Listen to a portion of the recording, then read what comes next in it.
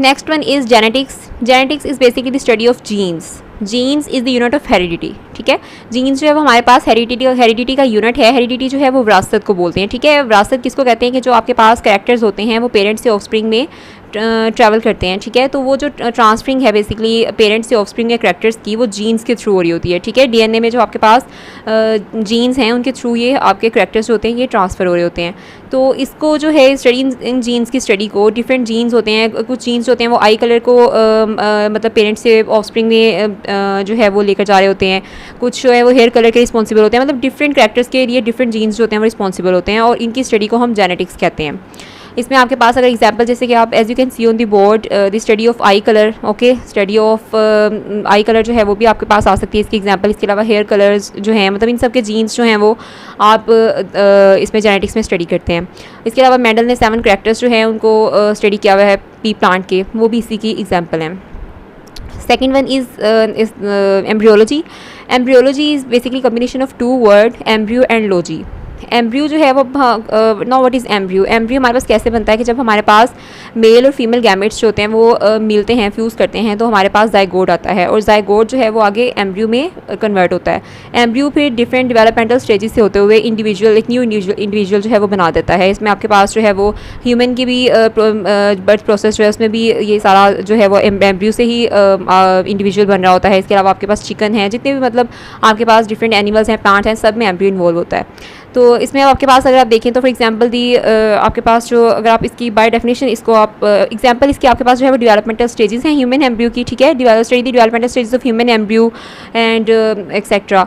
आप इसमें human embryo भी कह सकते हैं. इसके अलावा आप जो है वो एनिमल के भी ले सकते हैं, प्लांट्स के भी ले सकते हैं. ठीक है, और इसमें अगर आप बाय डेफिनेशन एम्ब्रियोलॉजी को देखते हैं तो it is the study of the development of an embryo to new individual. ठीक है, आपको क्लियर हो गया होगा कि एम्ब्रियो से जो न्यू इंडिविजुअल बनने का प्रोसेस है, इसमें आपके पास डिफरेंट जो स्टेप्स आ रहे हैं सारे, उन सब की स्टडी जो है वो एम्ब्रियोलॉजी में आती है. Now next one is taxonomy. Taxonomy is basically study of naming and classification of organisms into groups and subgroups. हम क्या करते हैं कि ग्रुप्स अपने जो हमारे एनिमल्स हैं उनको हम एनिमल्स हैं, प्लांट्स हैं, इन सबको हम डिफरेंट ग्रुप्स और सब ग्रुप्स में डिवाइड करते हैं. ठीक है, आपने अभी आप बोर्ड पे भी आप देख सकते हैं कि टैक्सोनॉमी जो है इसके नीचे मैंने एरो के साथ जो है वो लिखा हुआ है टैक्सॉन. ठीक है, टैक्सॉन जो है वो सिंगल वर्ड है. अगर सिंगल हम इसको बोलेंगे तो टैक्सॉन, और अगर हम इसको जो है वो प्लूरल बोलेंगे तो ये हमारे पास टैक्स आएगा. अब ये जो है आपके पास जो बेसिकली एक लैडर होती है. ठीक है, लैडर का मतलब आप समझते हैं कि सीढ़ी. ठीक है, स्टेयर्स जिस तरह से. तो ये आपके पास स्टेयर्स जो हैं of kingdom, phylum, class, order, family, genus, species. ठीक है, ये सारी जो है ये एक पूरी लैडर है जिसमें सबसे पहले आप किंगडम को ले रहे होते हैं. ठीक है, फिर आप फाइलम, फिर उसके बाद क्लास, फिर ऑर्डर, फिर फैमिली, फिर जीनस, फिर स्पीशी. और as you can see in the picture कि हमने यहाँ पे जो है ह्यूमन की क्लासिफिकेशन को दिखाया हुआ है आपको कि ये आपके पास जो है वो ह्यूमन आपके पास क्लासिफिकेशन को इस पिक्चर में शो किया गया है, और ये आप एज एग्जांपल कोड कर सकते हैं. ये हायरार्की जो डिस्कस की जाती है इसमें टैक्सोनॉमी हायरार्की जो है वो ये सारी टैक्सोनॉमी में डिस्कस की जाती है. क्लासिफिकेशन को लिया जाता है. एज एन एग्जांपल आप ह्यूमन की हायरार्की को देख रहे हैं कि जैसे ह्यूमन की क्लासिफिकेशन को हमने डिस्कस किया हुआ है इस पिक्चर में.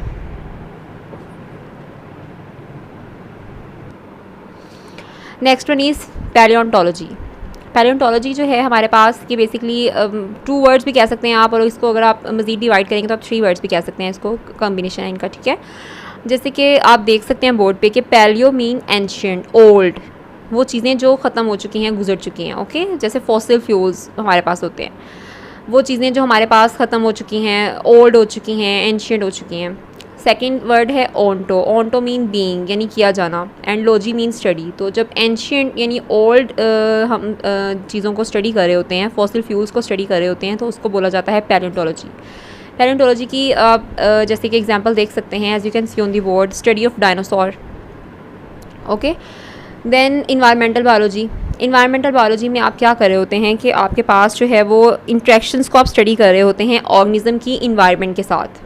ठीक है, वैसे तो अगर मैं आपको मतलब बताऊं तो इसमें आप जो बायोलॉजी है ये इटसेल्फ भी आप देखें तो इसमें जो लिविंग थिंग्स हैं उनका नॉन लिविंग के साथ इंटरेक्शन देखा जाता है. जैसे एक फ़िश वाटर में रह रही है. ठीक है, फ़िश जो है वो लिविंग है, वाटर नॉन लिविंग है, तो आप फ़िश का वाटर के साथ इंटरेक्शन देख रहे हैं, आप उसको देख रहे हैं कि वो बायोलॉजी में आ रहा है.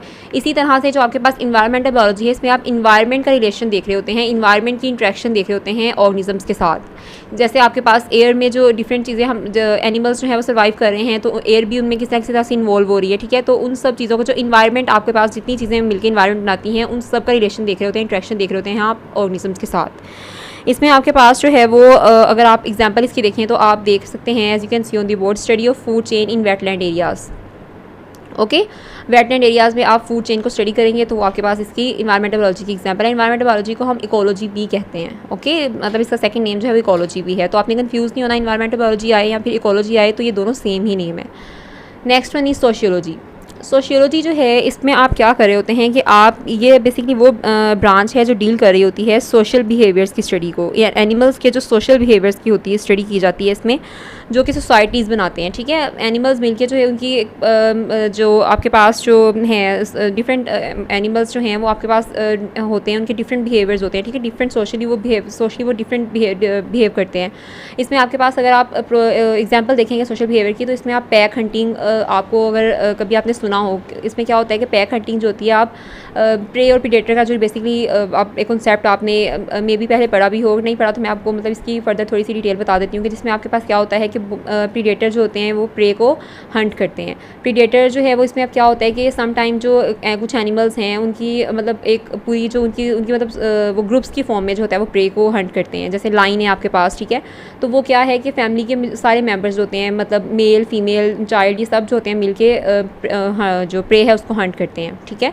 और सम एनिमल्स जो होते हैं वो इंडिविजुअली भी कर लेते हैं, लेकिन मेजॉरिटी जो होते हैं वो आपके जैसे लाइन है और इस तरह के डिफरेंट ग्रे वुल्फ, ये सारे आपके पास जो इवन के ह्यूमंस भी अगर आप देखें तो हंटिंग जो होती है वो ग्रुप्स की फॉर्म में कर रहे होते हैं। तो वो बेसिकली सोशली कैसे इंटरेक्ट कर रहे हैं, उनका बिहेवियर क्या है, वो आपके पास जो है वो सोशल बिहेवियर होता है। इसके अलावा जो है वो टेरिटोरियल फाइट्स होती हैं बहुत सी, कि अगर कोई एनिमल है वो किसी जगह पे रह रहा है तो वो उसको अपनी एक होमलैंड कंसीडर कर रहा होता है, और उसके लिए वो जब कंसिस्टेंटली उस जगह पे रहता है तो वो उसके लिए फिर दूसरे एनिमल से, दूसरी स्पीशी के एनिमल से फाइट भी करता है, ठीक है। एक जगह पे अगर एक एनिमल की स्पीशी रह रही है तो वो उस जगह को अपनी, आप कह सकते हैं कि वो उसको उस जगह को अपना समझेगी बिल्कुल कि उसकी होमलैंड है, ठीक है। तो वो दूसरे एनिमल जब वहाँ पे आके रहेंगे तो वो उनसे ऑब्वियसली बात है कि कंपटीशन के लिए उनसे मतलब अब कम्पीट करेगी, फ़ाइट करेगी उनसे, ठीक है, अपनी होमलैंड को सेव करने, सिक्योर करने के लिए। इसमें जो है ये अब आपको पता है कि ये कंपटीशंस होते हैं डिफरेंट हो सकते हैं, फूड के लिए भी हो सकता है, शेल्टर के लिए भी हो सकता है, ठीक है। ये डिफरेंट कंपटीशंस की टाइप्स हैं, डिफरेंट कंपटीशन हो सकते हैं। मेन चीज़ ये है कि वो टेरिटोरियल फाइट जो है वो टेरिटरी, बेसिक टेरिटरी क्या, एरिया, तो मतलब वो एरिया के लिए, टेरिटरी के लिए फ़ाइट हो रही होती है फॉर सिक्योर करने के लिए अपनी टेरिटरी को। Third one is parasitology. Parasitology में आप क्या करते हैं कि पैरासाइट्स की स्टडी करते हैं, ठीक है। पैरासाइट्स हमारे पास क्या है, parasites are the organisms that take food and shelter from living host and in return provide harm। Okay, harm, parasites जो हैं इसका कॉन्सेप्ट आपने माइंड में क्लियर करना है कि ये होस्ट से खुद फ़ायदा ले रहे होते हैं लेकिन इन रिटर्न उनको हार्म ही देते हैं, ठीक है। उनको कोई भी फ़ायदा नहीं पहुंचा सकते, ये उनसे खुद फ़ायदा लेते हैं, फूड लेते हैं, शेल्टर लेते हैं, ठीक है, उनसे खुद जो है ये फ़ायदा ले रहे होते हैं, लेकिन as a result in return उनको जो है मिल रहा होता है वो हार्म ही होता है, ठीक है। इसमें आपके पास अगर हम देखें तो example of parasites, there are some example of parasites like tapeworm, okay, plasmodium आप आगे सेकंड चैप्टर में भी इसको स्टडी करेंगे। प्लाज्मोडियम जो है वो हमारे पास, प्लाज्मोडियम की जो स्पीशी होती है हमारे पास ये मलेरिया काज करती है, ठीक है। तो मलेरिया डिजीज़ जो प्लाज्मोडियम की वजह से होती है।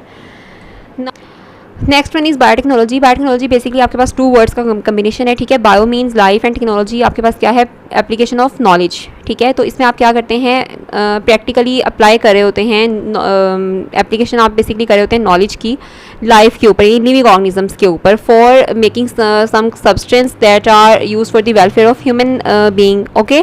इसमें यानी कि आप मैन काइंड की वेलफेयर के लिए आप जो है वो प्रैक्टिकली अप्लाई कर रहे हैं, एप्लीकेशन कर रहे हैं लिविंग ऑर्गेनिजम्स के ऊपर, और इस तरह के सब्सटेंस बना रहे हैं जो कि मैन काइंड के फ़ायदे में इस्तेमाल हो रही हैं, यानी इंसान के फ़ायदे के लिए आप बेसिकली लिविंग ऑर्गेनिजम्स को यूज़ कर रहे हैं, ठीक है। तो जब लिविंग ऑर्गेनिजम्स को आप यूज़ करते हैं, उनमें टेक्नोलॉजीज अप्लाई करते हैं, उनसे आप कोई ना कोई ऐसी प्रोडक्ट लेते हैं जो कि ह्यूमन के फ़ायदे के लिए इस्तेमाल होती है। फॉर एग्जांपल जैसे हम डायबिटिक पेशेंट्स के लिए इंसुलिन को प्रोड्यूस करते हैं, ठीक है। तो इसमें क्या है कि आप एग्जाम्पल में कह सकते हैं प्रोडक्शन ऑफ इंसुलिन, ठीक है। इसके अलावा डिफरेंट ह्यूमन ग्रोथ हार्मोन्स जो हैं वो बनाए जाते हैं, ठीक है। तो ये आपके पास दोनों एग्जाम्पल्स जो हैं वो बायोटेक्नोलॉजी की हो जाएंगी। इसमें इसके अलावा जो है वो आपके पास अगर हम ये तो आपके पास ही मेडिसिन से रिलेटेड के इंसुलिन है और ये सारी डिफरेंट डिजीज़ में जो है वो आप देख सकते हैं कि बायोटेक्नोलॉजी यूज़ होती है। जैसे मैंने आपको भी बताया कि डायबिटीज़ के लिए हम इंसुलिन को जो है प्रोड्यूस कर रहे हैं डायबिटिक पेशेंट्स के लिए। इसके अलावा जो है फूड में भी आप देखें तो हम लोग इसको यूज़ कर रहे हैं। इसके अलावा जो है वो डिफरेंट ब्रेड्स मतलब ब्रेड बेसिकली जो है, ठीक है, ब्रेड की डिफरेंट टाइप की फूड्स हैं आपके पास, जैसे ब्रेड है, योगर्ट है, ठीक है।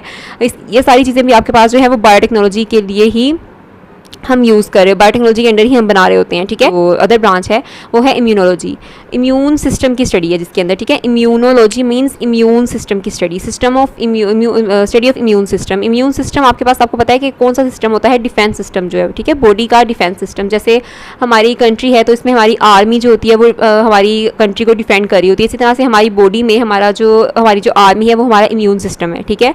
वो इम्यून सिस्टम यानी मुदाफ़ती निज़ाम, ठीक है, वो मुदाफ़ती निज़ाम जो है डिफरेंट एंटीबॉडीज़ बनाता है, ठीक है, और उनकी मदद से जो है वो हमारी बॉडी को फाइट बैक करवाता है डिजीज़ के अगेंस्ट, ठीक है। यानी कि किसी भी बीमारी से जो हम रिकवर करते हैं, किसी भी डिजीज़ से हम जो रिकवर करते हैं वो हम इस इम्यून सिस्टम की वजह से ही रिकवर करते हैं। जो पेशेंट्स इम्यूनो कम्प्रोमाइज़ होते हैं उनके लिए फिर प्रॉब्लम हो जाती है, उनकी रिकवरी जो होती है वो स्लो होती है और इस तरह से, ठीक है। तो इम्यून सिस्टम की स्टडी को हम बोलते हैं इम्यूनोलॉजी। इसके बाद जो है इसमें आप डिफरेंट टाइप की जो है वो चीज़ें, इसमें आप वो सब चीज़ें आप इसमें देख रहे होंगे जो इम्यून सिस्टम जो है वो बना रहा होगा, जो इम्यून सिस्टम के अंडर आ रही होंगी, ठीक है। उसके बाद आपके पास आती है एंटोमोलॉजी। एंटोमोलॉजी जो है हमारे पास एक अनदर ब्रांच है जिसके अंदर हम जो है वो इंसेक्ट्स की स्टडी करते हैं। एंटो का मीन जो है, जैसे आप देख रहे हैं बोर्ड पे, it's a combination of 2 word, ठीक है। तो एंटो जो वर्ड है इसका मीनिंग है इंसेक्ट्स, ठीक है, and logy means study. Insects की स्टडी को आप कहते हैं एंटोमोलॉजी।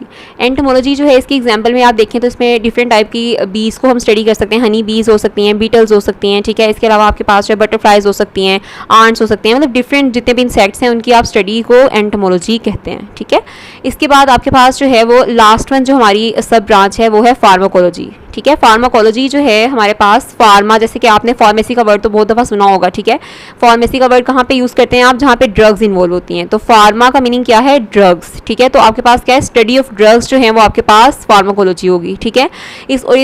ना सिर्फ इन ड्रग्स को स्टडी करना बल्कि इनके इफेक्ट्स को देखना, इनको बनाना, इनके इफेक्ट्स को देखना कि इनका क्या इफेक्ट है ह्यूमन बॉडी के ऊपर, ह्यूमन बॉडी में जाके किस तरह से जो है वो इफेक्ट करेंगी, ठीक है। क्या उसके अंदर जो है वो मैकेनिज्म होगा, बॉडी के अंदर जो है वो किस तरह से ये डील करेंगी, ये सब चीज़ें जो हैं वो आप इसमें देख रहे होते हैं। डिफरेंट टाइप की एंटी इन्फ्लेमेटरी ड्रग्स होती हैं, ठीक है, जो एंटी इन्फ्लेमेटरी मतलब ये कि जो इन्फ्लेमेशन को रिड्यूस करती हैं, ठीक है।